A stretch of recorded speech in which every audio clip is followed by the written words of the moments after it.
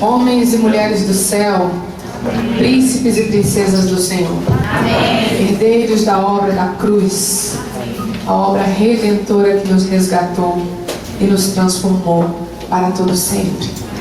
É uma alegria estarmos com vocês aqui nessa noite. Vou me apresentar. Eu sou a pastora Nana Chara. Talvez você de longe esteja me vendo e falando: eu conheço esse rostinho. Aparece com alguém que eu conheço, que eu não sei muito bem. Eu sou filha de duas pessoas muito conhecidas no nosso Brasil, inclusive aqui na Bahia. Um guitarrista baiano chamado Pepeu Gomes. Quem conhece meu pai? Então ore pela conversão dele, por favor. Em nome de Jesus. Sou filha desse futuro grande ministro do altar, amém? Também sou filha da Baby do Brasil, que antes se chamava Baby Consuelo. Quantos conhecem minha mãe? A glória do Senhor, ela já é uma pastora. Já está convertida há mais tempo que eu. Eu estou convertida há quase 15 anos. Ela deve estar chegando nos 20 já. E uma pessoa que Deus usa muito, da maneira dela, na chamada dela, com a loucura dela. Ela tem sido uma grande evangelista nessa geração. Sou casada com o pastor Brinco, que daqui a pouco vai ministrar uma palavra para vocês. Nós somos um casal de pastores, que temos uma igreja no Rio de Janeiro, na qual nós somos pastores auxiliares. Chama Igreja Apostólica da Restauração, em Copacabana.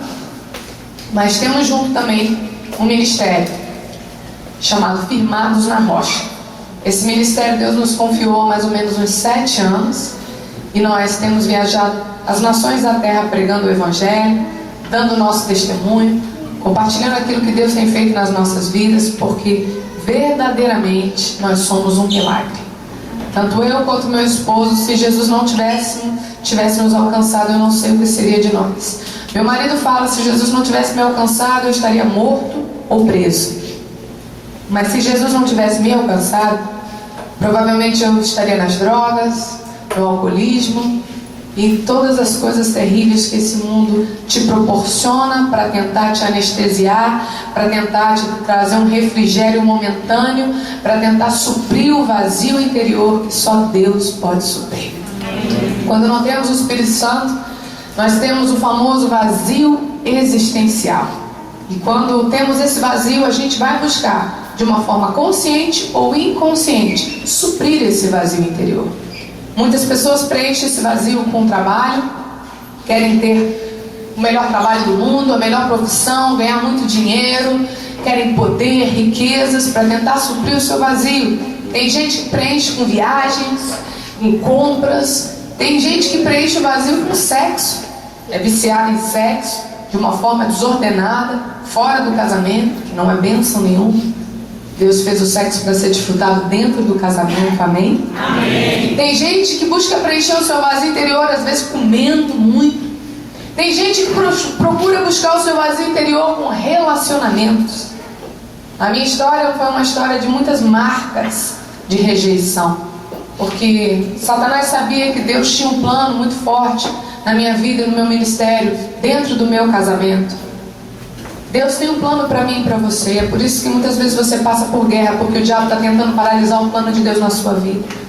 Eu fui marcada desde pequena com muita rejeição, principalmente na área sentimental, de relacionamentos, porque a forma que eu buscava suprir o meu vazio interior, depois de grande, era com relacionamentos, era com homens. Eu sempre tinha que estar apaixonada por alguém para minha vida fazer sentido. Eu sempre tinha que encontrar alguém para gostar, para que eu pudesse ver graça na vida, para que eu pudesse sorrir, para que eu tivesse um motivo para viver. Mas na verdade, tudo que eu precisava era do amor de Deus. Eu só precisava que Deus preenchesse a minha lacuna, porque quando Deus preenche e se assenta no trono do nosso coração, tudo nos é acrescentado. Amém? E eu passei por um longo período na minha vida, na minha adolescência, depois na minha vida adulta, onde eu continuei sofrendo com decepções na área sentimental, porque eu era muito marcada por rejeição, na área de relacionamentos, porque tudo que eu mais queria era encontrar um amor para a vida inteira. Meu maior sonho se tornou, desde a minha adolescência, eu me casar. Eu queria amar e ser amada. Meus pais, Baby e Pepeu, ficaram muito famosos pela carreira que eles tinham juntos. Eles eram uma dupla muito conhecida. viajavam fazendo shows. E eu olhava para eles dois e eu falava, eu quero me casar com alguém que eu possa fazer algo parecido que os meus pais fazem. Eu quero trabalhar junto com meu marido, eu quero viajar o mundo com meu marido. Eu quero viver esse lado bom do casamento, que é você estar tchuguedinho, sabe? Juntinho. Mas um dia meus pais se separaram. Depois de 18 anos juntos, meu mundo caiu. Porque o único modelo que eu tinha de um casal perfeito, de pessoas que eram o meu referencial dentro da minha casa, se destruiu. E aí eu passei a não acreditar mais em nada. Eu passei a não ter mais esperança que eu um dia iria me casar, que eu ia viver um amor para a vida inteira. Eu passei a não acreditar nem mais na família, que é o maior plano de Deus depois da nossa salvação. O primeiro plano maior na sua vida é você ser resgatado, ser salvo para Ele, para viver a eternidade com Ele, ter o Espírito Santo dele aqui na terra. E o segundo plano de Deus na sua vida é que a sua família esteja firmada sobre a rocha. Porque eu e minha casa, diga eu e minha casa, serviremos a Deus. Então o diabo tentou destruir tudo na minha vida, principalmente a esperança e o desejo de ter uma família na qual fosse prazeroso dentro do meu lar. Um ambiente onde todos pudessem ser felizes com seus pais. Porque um dia eu tive isso e de repente eu passei a não ter mais. E aí eu comecei a achar tudo péssimo, a vida sem graça, sem motivo para viver. E comecei a buscar nas pessoas, nas coisas, toda essa felicidade para preencher o meu vazio interior. E ainda aconteceu algo que foi tentando ainda mais anestesiar a minha alma para que eu não buscasse ao Senhor. Eu me tornei uma cantora secular. Comecei cantando com a minha mãe, eu era backing vocal dela. E aí experimentei a fama, sendo filha da Baby e do Pepeu. Cantava com ela em todos os shows, inclusive comecei a carreira secular aqui na Bahia, aqui em Salvador. Na verdade, primeiro em Porto Seguro, nós fizemos o primeiro show, nunca me esqueço. E logo depois viemos para a Bahia, foi o primeiro carnaval que eu fiz com a minha mãe. Cantamos 5 dias seguidos no trio elétrico com ela. E depois no ano seguinte também, mas muitos anos eu me tornei backing vocal da minha mãe. Onde ali em cima dos palcos eu me realizava porque todo mundo me amava, todo mundo me aplaudia, principalmente porque eu era filha de uma grande cantora. E que linda sua mãe e você no seu palco, e depois no palco cantando. E depois de muitos anos eu deixei de ser backing vocal da minha mãe e decidi construir um grupo vocal com as minhas irmãs. Porque afinal de contas a gente já sabia fazer algo um pouco mais sério do que somente cantar atrás. A gente pode cantar na frente também. Quem sabe a gente não faz sucesso, não ganha dinheiro com isso, não se sustenta. E essa não se torna a nossa profissão, o nosso alvo, o nosso ideal de vida. Eu tenho pai e mãe na história da música. Seria muito óbvio para mim, um caminho muito simples de trilhar. Era só eu realmente saber cantar. Eu falei, eu acho que eu canto um pouquinho. Vamos lá, vamos montar um grupo. E montei um grupo com as minhas irmãs, que se chamava SNZ. Alguém lembra desse grupo? Era o trio Sara, Nana, que sou eu, Isabelê. E aí então a gente estourou. Fizemos sucesso pra caramba, aparecemos em todas as televisões, tocávamos em muitas rádios, aparecemos em todos os lugares, mídia que você pode imaginar, revistas. E as filhas de Baby e Pepeu se tornaram um referencial para os jovens daquela geração. Isso tem mais de 10 anos. E mais uma vez, toda aquela raiz de rejeição dentro de mim, todas aquelas marcas de relacionamentos frustrados, as feridas que eu passei durante toda a minha vida, elas foram camufladas, anestesiadas, supridas pela fama. Porque a fama, queridos, ela é um grande anestésico para a nossa alma. A fama te faz se sentir o cara, todo poderoso. Eu tenho dinheiro, eu tenho poder, eu tenho amigos, eu tenho pessoas à minha volta, todo mundo me ama, todo mundo quer andar comigo, eu sou o máximo. É assim que a pessoa se sente. Ela pode estar morta por dentro, pode não ter expectativa nenhuma, nem sonhos, pode estar frustrada, pode não ter alegria de viver, mas quando ela sobe em cima do palco e todo mundo aplaude, a glória do mundo enche a bola dela, enche o ego dela. E ela sente aquela falsa paz. O diabo falou até para Jesus em cima de um monte: tudo isso te darei, toda essa glória aqui desse mundo, se prostrado me adorares. Muitas vezes a gente acha que as coisas boas desse mundo vêm de Deus. O mundo jaz no maligno. E a Bíblia fala que Satanás é o príncipe desse mundo. Então tem muitas coisas que esse mundo oferece que elas até dão sensação de paz, de alegria. Elas produzem prazer sim, porque o pecado não é ruim. O pecado, ele é bom. Ele é gostoso, ele é prazeroso. Ele não vem, o pecado, vamos ser bem sinceros, ele não vem para você numa bandeja de fezes. O pecado vem para você numa bandeja bonita, cheirosa, com cara de Angelina Jolie ou Brad Pitt. Ele vem muito bem apresentado. E eu ali cantando no mundo, fazendo sucesso, sendo aplaudida, todo mundo me amando, tendo aquela sensação de prazer. Eu estou sendo suprida porque eu estou sendo amada. Porque todo mundo me ama do jeito que eu estou, não importa o que eu estou sentindo, não importa o quanto eu sou ferida, não importa o quanto eu sou rejeitada, não importa o tamanho das minhas marcas, o povo também nem se importa com isso. O que importa é que as pessoas me aceitam e me querem de qualquer maneira. Meu Deus, saco vazio não vai em pé. Uma hora a casa cai.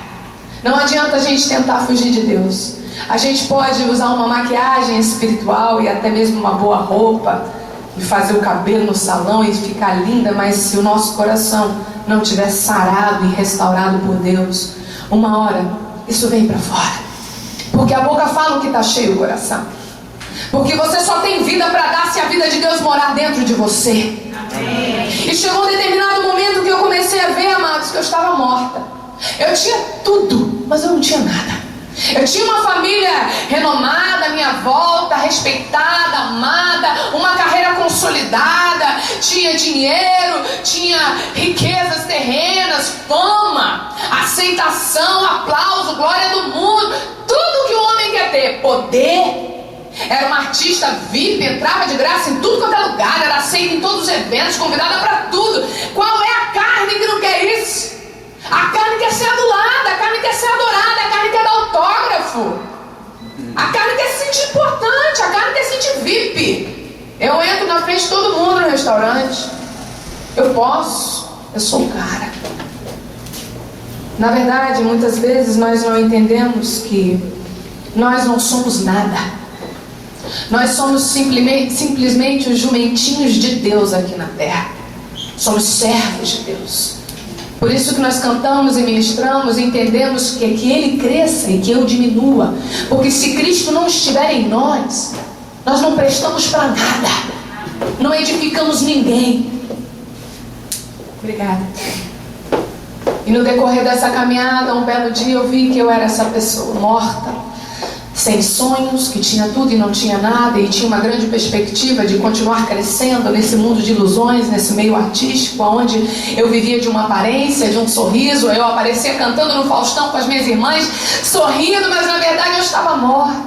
Aquele sorriso era uma grande mentira, mas eu não podia aparecer de cara feia no Faustão, eu tinha que sorrir. Eu tinha que estampar a mentira dentro de mim, porque era isso que vende, era isso que fazia as pessoas me amarem.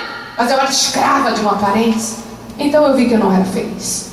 Esse foi o maior choque, que eu falei, gente, eu sou uma mentira, mas eu preciso provar para as pessoas que eu tenho alguma coisa de bom para ser aceita nesse mundo. E nesse decorrer desse grande conflito da minha vida, onde eu fui entrando em contato com muitas dores, que eu percebi que elas não eram curadas porque eu precisava do mover sobrenatural de Deus. Fiz muitos anos de terapia e eu me autoconhecia, mas não adiantava nada. Eu sabia a minha ferida, eu sabia o que eu tinha que fazer, eu só não conseguia aplicar uma nova decisão, porque eu precisava nascer de novo. Eu precisava morrer para a velha criatura e renascer em Cristo. Eu precisava que o Espírito de Deus, o Espírito de vida, nascesse dentro de mim, para que eu pudesse conhecer a real vida, a única vida, que é a vida de Deus em nós. Quem tem a vida de Deus? Amém. Aleluia. Se você tem a vida de Deus, você consegue superar qualquer guerra. Amém. Porque Ele não te dá um fardo maior do que você possa carregar. Amém. Porque nesse mundo você vai passar por aflições, sim. Tem guerras, tem dificuldades, mas quem tem Jesus dentro de si vence o mundo, vence as guerras, vence tudo. Essa é a diferença. Quando você tem Jesus, você vence tudo. Quando você não tem, você fica morto por dentro. Você fica como se fosse um zumbi. Você vai levando a vida sem nenhuma alegria de viver, morto nas suas esperanças, nas suas expectativas, sem fé, sem perspectiva. E minha irmã mais velha de todas, a Sara Shiva, que já é uma pastora, muitos conhecem, tem até um ministério muito lindo, Nesse mover todo de crise que eu estava vivendo, produzido por Deus, ela se converte. E depois que ela se converteu, ela começou a orar pela família. Intensificou suas orações, seus jejuns. E mais ou menos uns 5 anos depois que a Sara se converteu, minha mãe se converte. Aí foi uma loucura na família. Baby convertida é demais. Ela pode ir pro tal do rabo, espiritismo, macumba, tudo. Na crente não. Tem condição de bem consuelo, cabelo colorido e virar crente. Aí é demais pro Brasil. Era exatamente o que eu pensava. Agora minha mãe pirou. E aí Deus começou a fazer um reboliço louco na minha família. Minha mãe se converteu radicalmente. E eu comecei a ser mais confrontada ainda. Porque quando Deus pega um da nossa família, é igual efeito dominó. Aos poucos vai caindo um de cada vez na presença de Deus, amém? É só você contar no relógio. Há tempo para tudo. Depois de uns 4 anos mais ou menos que a minha mãe se converteu, chegou a minha hora. Eu já estava no fundo do poço, cantando com as minhas irmãs com o SNZ, viajando o Brasil inteiro. E cada vez mais infeliz e vendo que eu tinha tudo e não tinha nada. Eu precisava de algo que o mundo não tinha para me dar, que o dinheiro não podia comprar. Eu precisava ser suprida no meu vazio, curada nas minhas feridas, restaurada nas minhas emoções. Eu precisava do amor de Deus. Eu precisava do colo do Pai para me restaurar de tantas marcas que eu não conseguia nem nomear, que nem a terapia sabia explicar, a psicologia nenhuma sabia alcançar. Nem Freud explica. E aí minha irmã orando, que minha mãe já tinha se convertido. Um belo dia, Deus me alcança. Não foi fácil, eu não tenho nem como contar meu testemunho todo. Eu estou só fazendo um briefing assim, de como Deus fez na minha família. Porque eu sei que vocês devem ter curiosidade de saber como é que Deus alcançou esse povo, né? E passei por muita resistência, porque eu não queria ir à igreja, eu não queria fazer nada do que minha irmã falava. Eu achava que ser crente era ser radical, taxado, bitolado. Eu achava que o fato de eu me converter eu ia deixar de viver. E tem gente falando, se eu me converter eu não vou poder fazer mais nada, eu vou deixar de viver. Eu falo, não, você não vai deixar de viver, não, você vai deixar de sofrer. Essa é a grande diferença. Esse é o engano do mundo, que o mundo diz assim, você pode fazer o que você quiser, se você se converter você não pode fazer mais nada. Não é assim que o mundo fala? Se você se converter, você não pode mais beijar na boca, não pode mais beber, não pode mais fazer isso, não pode ir pra boate, não pode fazer nada. É assim que o mundo fala. Ou seja, se você se converter, você vai viver numa prisão. Só que a liberdade do mundo é mentirosa. O mundo diz que ser livre, preste atenção nisso. Ser livre é você fazer o que você quer. Mas isso é uma grande mentira, porque o conceito de liberdade no mundo é deturpado. Ser livre, igreja, povo de Deus, não é você fazer o que você quer, pelo contrário. Ser livre é você conseguir dizer não para tudo aquilo que te faz mal, e sim para a vontade de Deus. Essa é a genuína liberdade. E eu achava que eu era livre, só que eu era escrava das minhas vontades, escrava do pecado, escrava de tudo que me anestesiava, tudo aquilo que me fazia fugir das minhas dores, para eu não olhar para dentro de mim e ver o quanto que eu precisava de Deus. Mas um dia Deus me alcançou através da minha irmã. Embora eu resistisse muito, eu fui à igreja, aceitei Jesus, levantei minha mão, falei, tá bom, vamos lá, o que eu tenho que fazer para minha vida mudar? Fiz a oração para convidar o Senhor para entrar na minha vida, mas a minha vida não mudou de cara. Por quê? Porque eu não me posicionei na direção de Deus. Eu continuei vivendo uma vida paralela no mundo todo errado, uma vida de pecado, uma vida buscando as facilidades que o pecado oferece. Eu não vivi uma vida de renúncia, uma vida de cruz. Quem é crente vive uma vida de renúncia, sim. Amém. Vive uma vida onde nós crucificamos a nossa carne todo dia. Amém. O que é a nossa carne? A nossa natureza adâmica, a natureza pecaminosa. Se você não crucificar a tua carne, ela vai te governar. Se você é homem e mulher casado, não crucificar a tua carne, mais cedo ou mais tarde você vai adulterar. Se você é solteiro, não crucificar a sua carne, você vai fazer sexo antes de se casar e não vai experimentar a bênção do sexo dentro do matrimônio, que é o presente que Deus tem para a sua vida. Se você não crucificar a sua carne, você vai ser cada vez mais mundano, cada vez mais pecaminoso, e um abismo leva a outro abismo. E aí, eu comecei a conhecer a obra da cruz genuinamente. onde eu tinha que todos os dias tomar minha cruz, negar a mim mesmo e fazer a vontade de Deus. Amém. Foi nesse processo que Deus começou a transformar o meu interior, porque na verdade Deus tem para mim e para você uma vida transformada. Ele já foi para a cruz e morreu por nós, amém? Só que se você não se posiciona em obediência à palavra, a sua vida nunca vai mudar. Por isso é que você conhece muitas pessoas que se converteram e a vida continuou do mesmo jeito. Sabe por quê? Porque elas não se posicionaram para obedecer a voz de Deus. Passei 2 anos sem me posicionar, fazendo tudo o que o mundo fazia, sendo crente. Sabe o que aconteceu com a minha vida? Nada. Só piorou. Entrei num deserto, entrei no juízo de Deus. Deus começou a me disciplinar. E eu falei, meu Deus, mas eu me converti. Em vez das promessas acontecerem, em vez da restauração acontecer, eu estou mais infeliz, eu estou mais frustrada. Piorou. Deus não coloca você no juízo e no deserto para te ferir mais um pouco. Ele te coloca no deserto. Ele exerce o juízo dele sobre a sua vida para te trazer de volta ao propósito original. O lugar onde você nunca deveria ter saído.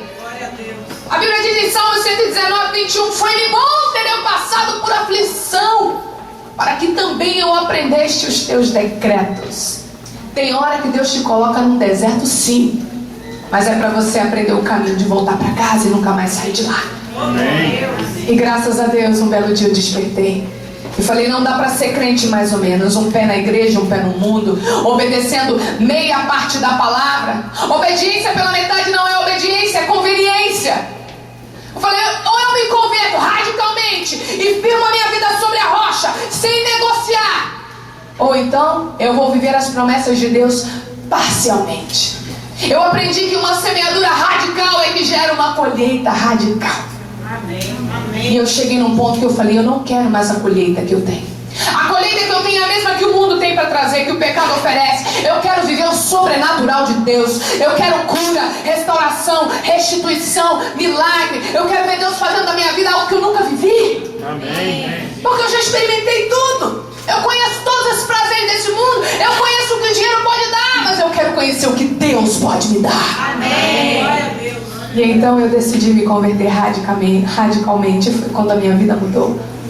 E de lá pra cá tem quase 15 anos que eu vivo dia após dia algo que não existe palavras para agradecer a Deus. Eu digo para Deus que as 2 palavras que eu vou dizer pro resto da minha vida é muito obrigada e eu te amo.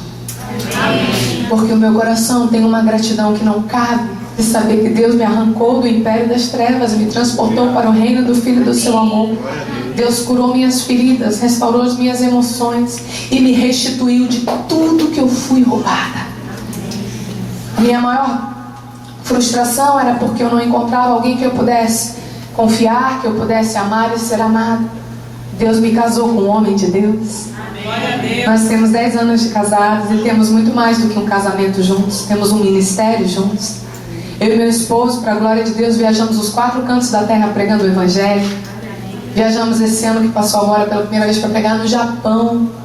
Foi uma grande honra para nós. Já tivemos em muitos lugares, na Bolívia, nos Estados Unidos, pregamos 3 vezes por ano. Na Europa, rodamos muitos países. Já fomos a todos os lugares que vocês possam imaginar. Porque o que Deus tem para mim e para você é muito mais do que a gente sonha, muito mais do que a gente pede, muito mais do que a gente pensa. Às vezes você experimenta algo que a força do seu braço alcança, que o seu talento conquista, mas o que Deus tem para você vem do céu. O que vem do céu é muito maior, é numa dimensão sobrenatural, porque tem propósito.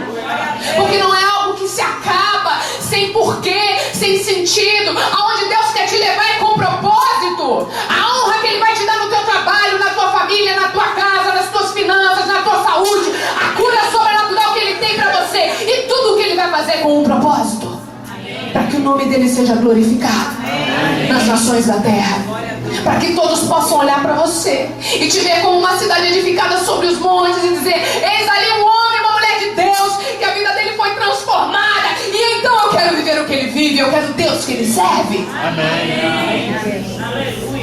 Deus mudou a minha sorte radicalmente. Me deu um marido, me deu pastores, me deu amigos, me deu uma família de Cristo, me deu um ministério. Para a glória de Deus, nós somos pastores. Eu nem imaginava, gente, que eu seria pastor. Eu corri desse negócio. Eu falava, meu Deus, tudo que eu não quero é pastor. Aí Deus um dia derrama o óleo na nossa cabeça e fala, ai meu Deus, eu vou falar nada que eu não quero. É melhor não falar nada, porque quem manda é o Senhor. E nós temos sido um canal de Deus para gerar vida para essa geração, trazer esperança, mostrar para você que é possível. Eu não sei qual é a sua dor, qual é a sua ferida, qual é a marca que você ainda carrega. Eu não sei qual é o trauma que ainda habita dentro de você. Eu não sei quais frustrações ainda visitam a sua alma, mas eu quero te dizer que a área mais ferida da sua vida será a área mais forte na qual Deus vai te usar. Eu vou repetir para você, para saber quem toma posse. A área mais ferida da sua vida será a área mais forte na qual Deus vai te usar.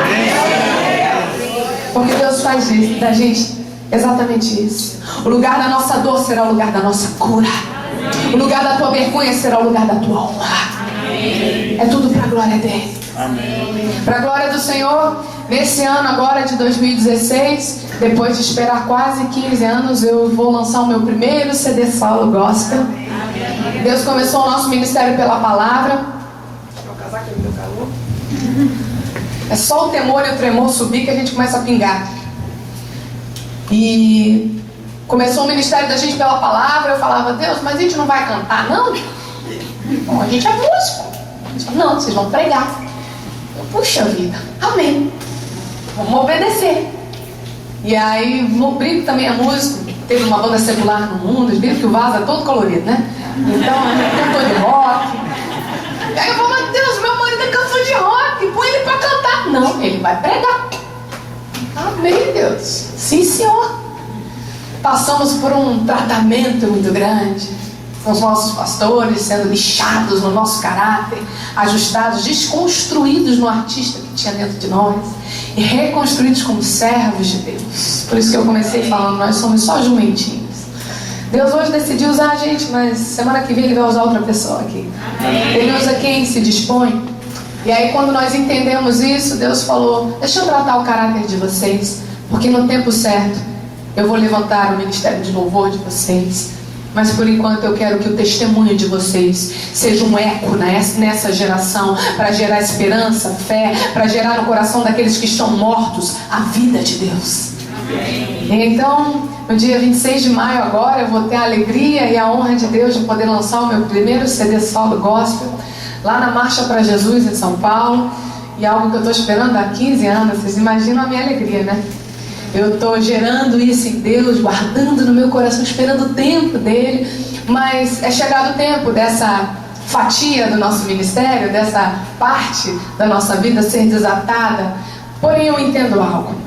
Embora Deus queira usar os seus talentos, os meus talentos para a glória dele, Deus quer usar somente uma coisa: a nossa vida como um testemunho vivo de que ele habita.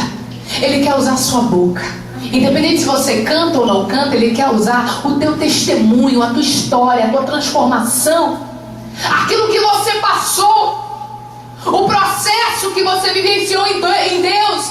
Ele é uma tremenda chave para restaurar muitas vidas. A tua experiência com Deus, ela é muito válida, porque tem pessoas que estão passando exatamente pelo que você foi curado. Por isso, não rejeite a disciplina. Não rejeite o tratamento. Deus pode estar te lixando. Você pode estar no deserto, pode estar difícil ser crente. Você jovem, eu sei que a guerra é grande. Você liga a televisão, você liga a internet, a gente pelada aparecendo na tua frente. Quer namorar comigo? Clica aqui, clica aqui, clica aqui, clica aqui. Você fala, como é que eu vou ser santo no meio de um mundo pornográfico? É guerra. É difícil ser crente. Andar na contramão do mundo não é para qualquer um, não. Conversão é mudança de direção. Deus nos chama para nos converter todos os dias, amém? Amém. É você decidir todos os dias mortificar a tua carne, mas eu quero te dizer algo.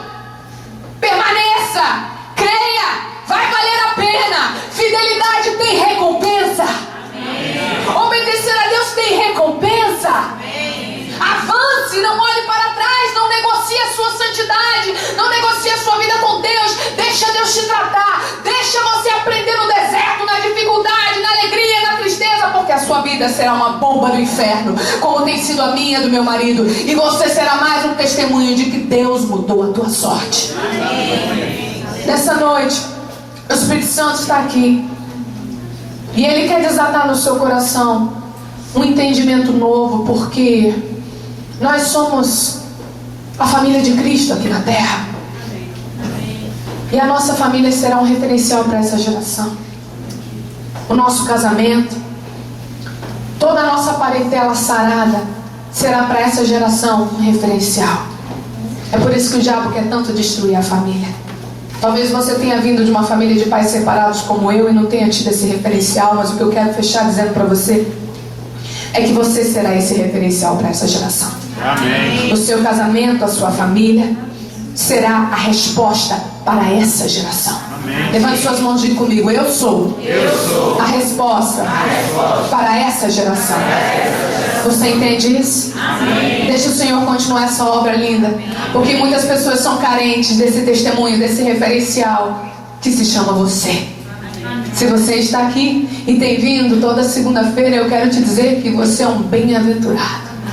Você é um vitorioso, um homem e uma mulher feliz, porque você encontrou a vida de Deus e porque você vai poder exalar a vida por onde você passar. Amém. E um dia você vai chegar na eternidade e você vai ter uma coroa para receber.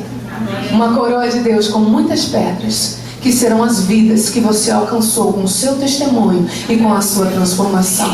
Quantos querem viver isso? Vamos dar um forte aplauso ao Senhor. A Ele todo aplauso, toda honra, toda glória e todo louvor. Te amo, Jesus. Aleluia. Deus te abençoe.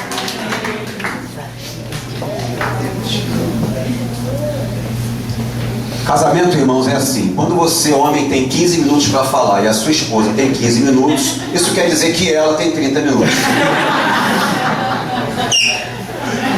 Graça e paz, igreja do avivamento. Amém. Aleluia. A Nanda estava falando sobre referencial. Amém? Você é uma referência para essa geração.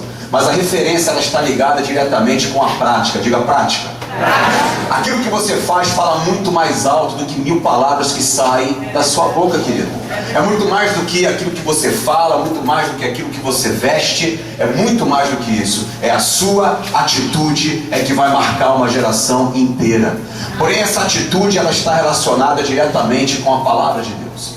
Eu gostei quando o pastor aqui disse que vocês estavam estudando, né, o Sermão do Monte, e que começa com o homem que praticava, ouvia e praticava, e uma comparação do homem que ouvia e não praticava.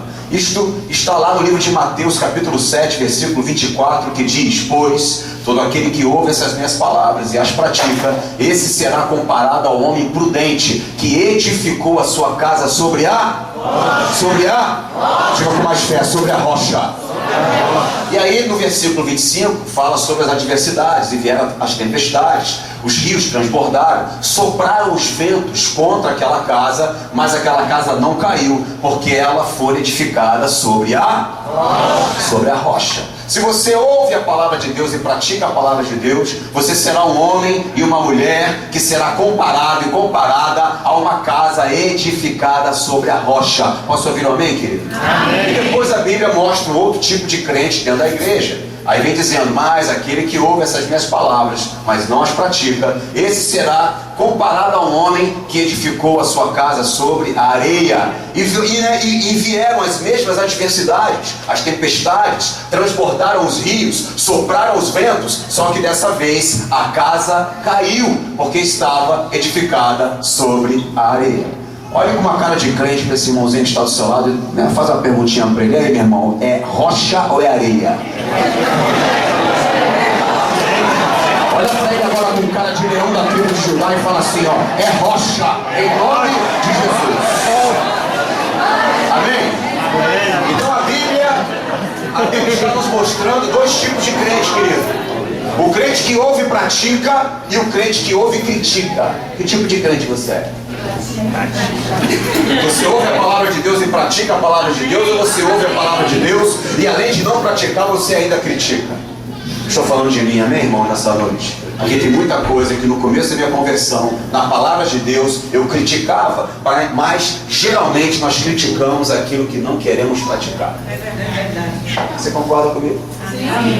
Quando eu critico, na verdade, eu não pratico, mas quando eu pratico, eu me submeto. Então, o que a Nanda estava falando era de uma geração que vai marcar uma outra geração. Mas essa geração vai marcar uma outra geração muito mais com aquilo, com o que faz, do que com aquilo, com o que fala. Diga assim: a minha atitude falará mais alto do que 1000 palavras que saem da minha boca. Tem muita gente que acha que a frequência ou ouvir somente a palavra de Deus vai torná-lo um cristão. Cristão quer dizer, na sua palavra original, pequeno Cristo. Pequeno Cristo é todo aquele que imita Cristo. O apóstolo Paulo já dizia: seres meus imitadores, assim como eu sou imitador de Cristo. A quem você tem imitado? Que tipo de atitude você tem em relação àquilo que te limita? Porque, querido, você é aprovado não quando você está tranquilão, não quando você está numa rede em Arembepe tomando água de coco, não, querido. Você é aprovado é na hora da adversidade, é na hora que o vento sopra, é na hora que o rio transborda. Tem alguém aqui passando alguma ventania aí, meu irmão, em casa, na sua casa, no seu ministério, no seu matrimônio? Eu quero te dizer que se você for um crente que pratica a palavra, o vento não virá para derrubar a sua casa, ele virá para que a chama do Espírito Santo aumente dentro de você. Eu conheço um crente firmado na rocha é na hora da adversidade, querido. Como fala um bom carioca, é na hora que o bicho está pegando. É que você pode provar que tipo de crente você é. Dá uma catucada nesse irmãozinho, e aí, o bicho está pegando, meu filho? Pergunta para ele. É justamente nessa hora que o bicho está tentando te pegar, que o rio está transbordando, que o vento está soprando, é que você vai ter a oportunidade de ter uma atitude de crente ou ter uma atitude de descrente. A Bíblia já nos mostra 2 tipos de crente: o que ouve e não pratica, mas o que ouve e pratica. Você frequentar uma igreja todos os dias e ouvir a palavra não faz de você um crente, querido. Hoje eu quero fazer rapidamente um culto mais, que você interaja um pouco comigo. Olha bem dentro do olhinho desse irmãozinho, dessa irmãzinha que está do seu lado, e diga assim para ele: você frequentar todos os dias o McDonald's? Escolhe alguém, por favor, querido. Faça assim, fale com ele: você frequentar todos os dias o McDonald's não fará de você um hambúrguer, cabeção.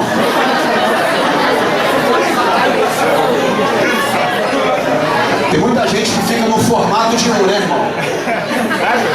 Mas você não vai se transformar em um hambúrguer. Você pode estar certo disso. Peraí, pastor, você estava indo tão bem, uma teologia tão simples, e agora não entendi o que tem isso a ver com a pregação. Tudo a ver, querido. Assim como você frequentar todos os dias uma hamburgueria não fará de você um hambúrguer, eu quero te dizer: você pode vir todos os dias à igreja, frequentar todos os dias um pequeno grupo, ouvir todos os dias a palavra de Deus. Isso não fará de você um crente. O que vai fazer de você um crente é a sua atitude. Amém. O que vai fazer de você um crente é aquilo que você faz diante da adversidade. É principalmente o que você faz na hora que você se encontra limitado. Tem algum limitado aqui além de mim, meu irmão? Meu irmão, eu sou um limitado. A palavra diz: Cristo em nós a esperança da glória. Eu sou limitado, querido. Tem vezes que essa mulher que eu amo tanto chega para mim: amor, homem ama isso, irmãos. Ela vem com uma garrafa de água fechada. E ela fala para mim, ela deve pensar: ele é fortão, ele vai conseguir fazer. Amor, abre para mim. Onde se acha, né? Eu pego a garrafa, me dá essa garrafa aqui, por aí. E abro a garrafa e entrego para ela. O problema é quando eu e você já passou por isso, a gente não consegue abrir o raio da garrafa. Aí tu fica lá, desmoralizado, limitado com uma tampa. Nada corre, você chega pra sua mulher, ao invés de se quebrantar e dizer: eu não consigo, você fala: mulher, pega um pano de prato na cozinha. Ela vai lá, pega o pano de prato, e aí você pega o pano de prato, coloca na tampa da garrafa, e nem com pano de prato a tampa abre. E você, aí depois ainda dá outra desculpa, pior ainda. Sabe como é que é? A minha mão tá suada. Aí, esfrega a mão na calça, dá aquele migué e não abre. Aí começa a colocar a culpa no fabricante. Essa tampa tá colada, mulher, não é possível. Na verdade, querido, nós somos testados na hora da nossa limitação. E sabe por que eu sou limitado e você também?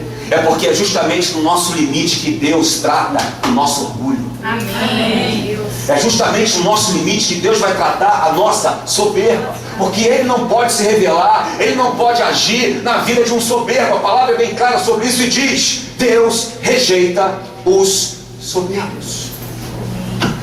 Então você vai marcar uma geração, sim. E você vai ver as promessas se cumprirem na direção da sua vida, sim, na hora que você mudar a sua prática diante daquilo que tem sido pregado na direção da sua vida.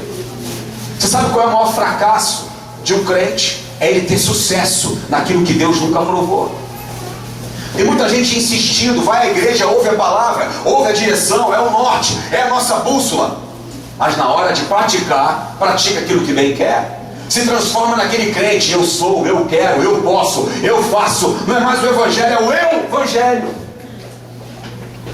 Homens casados que são sacerdotes em suas casas que pensam: eu posso tudo em mim mesmo que me fortaleço. Vai no gabinete pastoral, mulher não fala nada, quem manda aqui sou eu tenho o controle. Mas eu pergunto para você nessa noite: quem controla a sua vida, meu irmão? Deus. Quem controla o teu espírito, a tua alma, a tua mente? Homem de Deus, mulher de Deus, quem influencia as suas atitudes? Diga assim comigo: a minha atitude falará 1000 vezes mais alto do que tudo que sai da minha boca. O que vai marcar uma geração, o que vai marcar a sua família, o que vai marcar o seu casamento, o que vai marcar uma cidade, um país, nações da terra, é aquilo que você faz. É muito mais aquilo que você faz. É o tipo de atitude que você tem justamente na hora que você se encontra limitado. Diga assim comigo: aquilo que me limita me afasta de Deus ou me aproxima de Deus, de acordo com a minha atitude. Tem muita gente que no meio da sua limitação se afasta de Deus, quer negociar as suas alianças. Amados, eu tenho 10 anos de casado com a minha esposa, vale por 20. Porque eu acordo com ela, tomo café com ela, almoço com ela, janto com ela, trabalho com ela, canto com ela, malho com ela. Eu já fiquei 7 horas no cabeleireiro vendo a Nana fazer o cabelo. E ela perguntando para mim: aí, tá? Não é mole não, é muito jejum e oração, querido. E aí eu olhava para ela e ela perguntava: tá bonito? Tá lindo. 1 hora. 2 horas depois ela: tá bonito? Tá linda. 2 horas, 3 horas, 5 horas ela tava assim: tá lindo. Deus, me tira daqui, em nome de Jesus. Não tem nada para fazer, não tinha nem um PS3, nada, velho. Nada. Tem vezes que eu acordo de manhã, a minha esposa está dormindo, ela dorme um pouco mais do que eu. Na verdade, ela dorme bem mais do que eu. E aí eu olho para ela e penso assim: Deus, agora que ela está dormindo, posso dar um abracinho na minha esposa até quebrar o seu lindo pescocinho. Que isso, pastor? Você já pensou em quebrar o pescocinho da sua esposa? Aqui nenhum marido já pensou, aqui não, nessa igreja não. Nenhum marido já pensou em pular no gogó da esposa. E nem a esposa já pensou em pular no gogó da mulher. Não, aqui não existe isso, irmão. Mas sabe o que é isso? É vontade da carne. Sabe o que é isso? É limitação. Mas a escolha da atitude que você vai ter em relação aos pensamentos adâmicos que você tem é sua.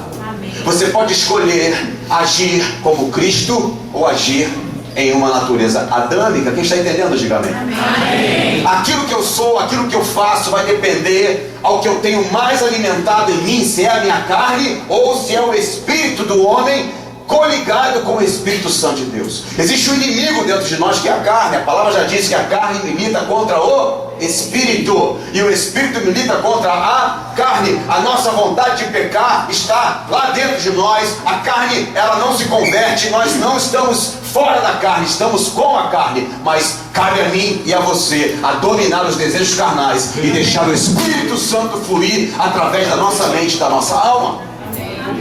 Então por isso, quando eu tenho vontade de quebrar o pescocinho da minha esposa, eu não exerço a vontade da minha carne, eu exerço a vontade do meu espírito e digo: mesmo assim eu te amo e te abraço com toda a delicadeza do mundo. Irmãos, a Nana orava por um príncipe no cavalo branco, querido. Veio o cavalo. O príncipe está procurando ele até hoje, irmão. Mas a questão é que esse cavalo aqui que vos fala nessa noite, ele foi amansado, selado e montado pelo Espírito Santo. Amém. O negócio tem muito homem casado que é um cavalo e é montado pelo capeta, querido. Que é muito espiritual ao na igreja, mas em casa é um cavalo com a primeira ovelha que o Senhor lhe entregou nas mãos para você cuidar. Quem é você quando você está lá na sua casa? Quem é você quando você está sozinho? Que tipo de atitude você tem? O que sai da sua boca quando você está limitado e longe dos olhares apostólicos, pastorais? Que tipo de atitude você tem, querido, querida?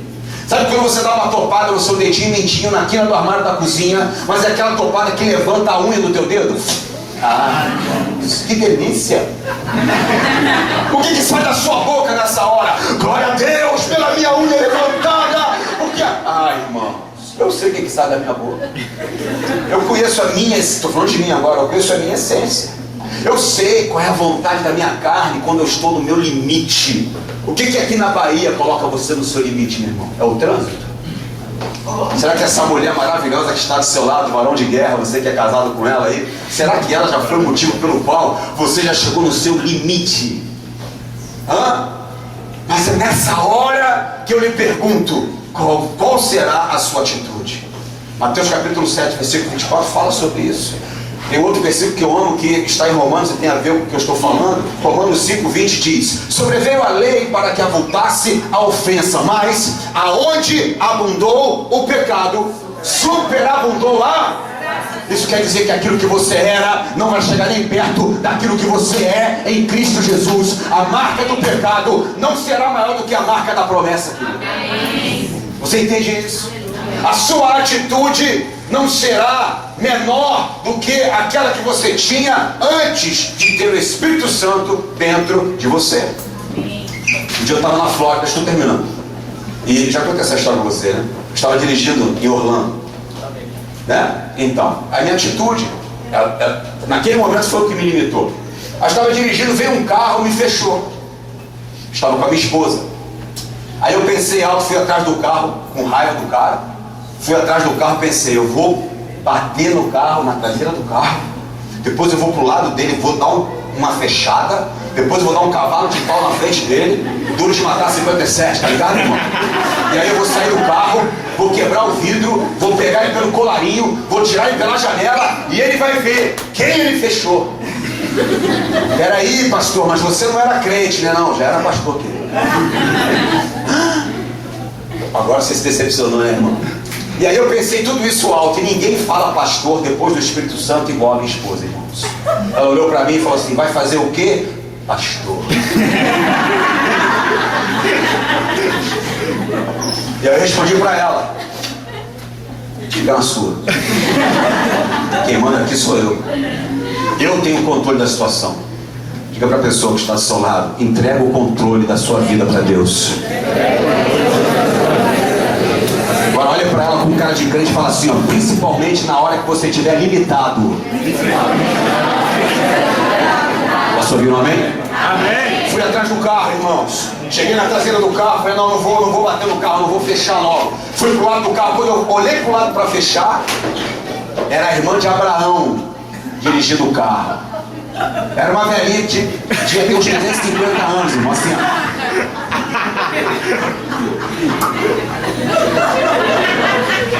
Eu olhei pro lado, pastora, e me deu compaixão dela. Eu falei, Deus, salva ela em nome de Jesus, Deus. Eu comecei a falar com ela, Sara, Raquel, Lia. Era muito velhinha. E aí eu vi por que a senhora fechava os outros carros. Ela chamou de Parkinson. Quando ela ia passar, a marcha do carro era mecânico. Então, quando ela ia passar a marcha, ela olhava para a marcha. Quando ela olhava para a marcha, essa mão dela aqui fazia assim com o carro. E ela fechava todo mundo que passava pela sua esquerda. E me deu compaixão, comecei a orar por ela. Falei, Deus, salva ela. Deus, dê um motorista para ela. Deus, não permita que ela bata. Espírito Santo, fecha o carro da velhinha. Falei, como? Ele falou, isso, meu filho. Fecha o carro da velhinha. Deu um cavalo de pau na frente do carro da velhinha. Sai do seu carro e quebra a janela com soco. no carro da velhinha, pega a velhinha pelo colarinho e tira ela pela janela. Eu falei, que isso, professor? Mas por quê? Mostra pra mim que eu não tenho controle da sua vida. Mostra que você é carnal e quem controla a sua vida é você. E eu, ui. Eu falei, Deus me perdoe. Glória a Deus. Eu hoje entrego o controle da minha vida totalmente para o Espírito Santo de Deus. E que o Senhor possa ser o meu norte, a minha bússola, e que os meus olhos estejam fitados no Senhor, que é o autor e consumador da minha fé. Essa noite eu vim aqui com a minha esposa querida para confrontar a sua vida justamente nas suas atitudes, naquilo que você faz, naquilo que eu faço. Porque ainda existem coisas na minha vida que eu ainda, enquanto limitado, tenho atitudes que não agradam o Espírito Santo de Deus.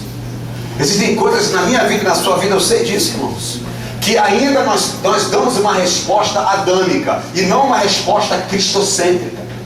Nós somos chamados para vivermos em Cristo Jesus e não em Brinco e não em Antônio, não. A velha criatura, você morreu. Olha para a pessoa que fala assim, você morreu, querido.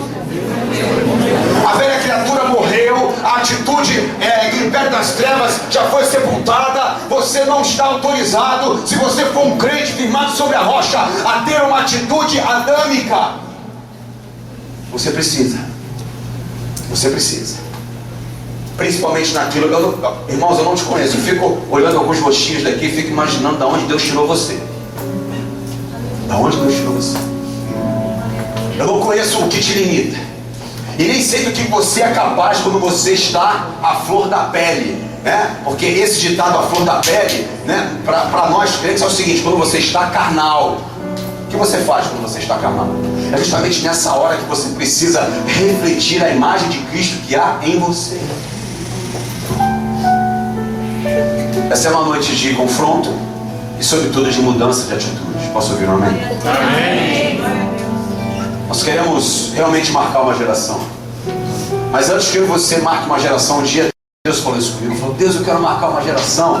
E a frase que mudou a minha vida, Deus falou comigo: meu filho, antes que você marque uma geração, eu preciso marcar o seu coração. Eu preciso mudar algumas atitudes que você tem tido, para que você realmente seja um testemunho vivo para essa geração. Porque aquilo que você é aquilo que você vai multiplicar, meu irmão. O tipo de crente que você é o tipo de crente que você vai atrair para perto de você. O tipo de marido que você é o tipo de esposa que você vai ter.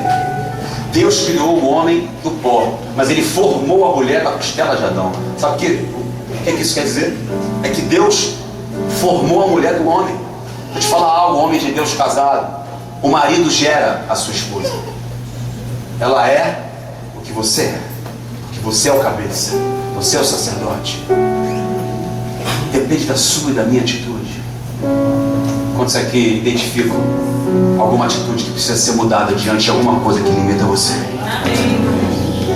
Eu quero chamar você nessa noite, porque a Igreja de Cristo conhece muito bem essa palavra arrependimento. Mas arrependimento não é quando você chora, querido. Arrependimento é quando você muda. Amém. O arrependimento é quando você... Tem gente que nem chora muito com arrependimento. Estou dizendo que não pode, né? Ah, não pode chorar? Pode. Mas muito mais do que o seu choro. O arrependimento, na verdade, é quando você muda de atitude. Que essa seja uma igreja com atitudes em Cristo Jesus. Que você tenha atitudes na sua casa, no seu matrimônio, com seus filhos, com seus pais, com seus irmãos, com seus amigos da faculdade. Porque, querido, nós viemos para marcar uma geração.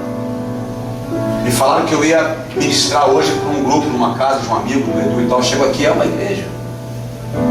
Me contaram um pouco da história, que começou há 3 anos atrás, se não me engano, com meia dúzia de pessoas. Meu irmão, sabe por que a igreja hoje não tem mais 6, nem 12, nem 20, nem 30, tem quase 100? Porque Deus tem se agradado da atitude do anjo da igreja. E, meu irmão, eu vou te falar, a glória da segunda casa, a palavra não fala nem segunda, né? Fala última. A glória da última casa será maior do que a da primeira. Deus está construindo em você, mas através de você Ele irá construir. Porque existe uma atitude uma atitude de arrependimento, independente, querido, das decepções que você teve em homens.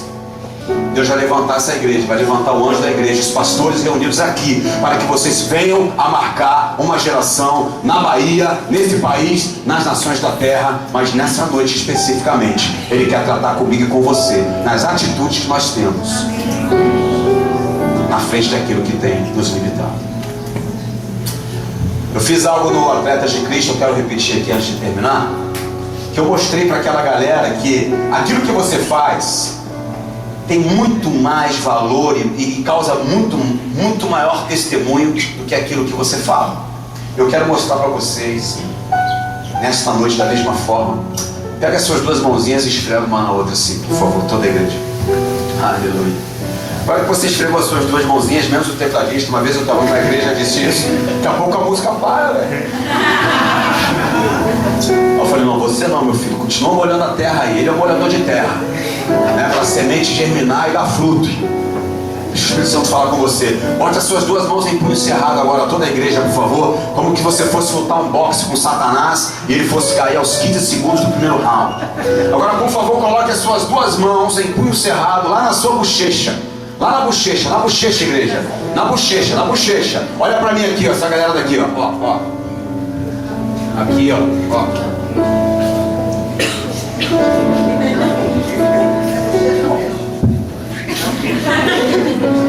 Olha para essa pessoa aí que está do seu lado esquerdo, do seu lado direito. Se eu pedir para você botar a mão na bochecha, o que ela está fazendo no queixo? Não sobe a mão não. Não sobe a mão não. Não sobe não. E quem subiu?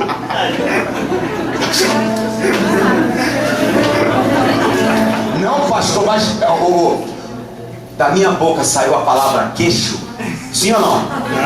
Não. Da minha boca saiu a palavra queixo? Sim ou não? Da minha boca saiu a palavra o quê? Bochecha. Sabe por que você tirou a mão da sua bochecha e botou a mão no seu queixo? Que eu falei, igreja, põe a mão na bochecha. Aí depois eu tive uma atitude e coloquei a minha mão no queixo. Muita gente, mas isso não é bochecha, é queixo. Mas mesmo assim, tirou a mão da bochecha e colocou no queixo. 5% da igreja permaneceu com a mão na bochecha, mas a maioria foi pro queixo. Sabe por que você colocou sua mão no queixo, meu irmão? Porque aquilo que eu faço fala muito mais alto do que aquilo que eu falo. A minha atitude como crente, como líder, como pastor, como homem de Deus, fala muito mais alto do que 1000 palavras que saem pela minha boca. Posso ouvir um amém? Amém. E assim será você. Induzir o povo ao erro é fácil. Porque tem muita gente que é usada, mas não está sendo aprovada por Deus. Procure homens e mulheres aprovados por Deus, e eles conduzirão o rebanho a pastos verdejantes e as águas tranquilas. Feche seus olhos, por favor. Coloque a mão no seu peito.